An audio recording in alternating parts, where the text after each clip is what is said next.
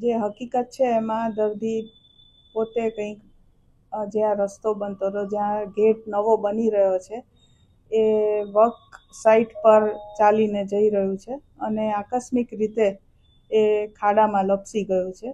એને કદાચ જાણ નહીં હોય કે ત્યાં કામ ચાલે છે કે શું, એ અમે તપાસ કરી રહ્યા છીએ. ત્યાં બેરિકેડ્સ પણ હતા, પણ હજી વધારે ઊંચા અને સ્ટ્રોંગ બેરિકેડ્સ બનાવવાનું અમે હવે કરી દઈશું. જે અકસ્માત થયો એના માટે આખા હોસ્પિટલને ખૂબ દુઃખ છે.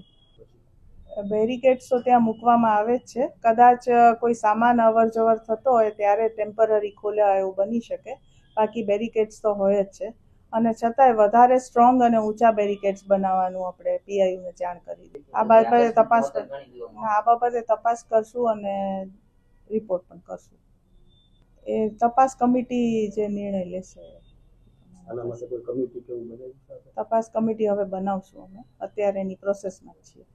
હવે તો વધારે સ્ટ્રોંગ બેરિકેડ્સ બનાવવાના જ છે. ટોટલી ત્યાં કોઈની બી અવર જવર બંધ કરી દેવામાં આવશે અને જે તપાસ કમિટીનો નિર્ણય હશે એ અમે ફાઇનલ રાખીશું.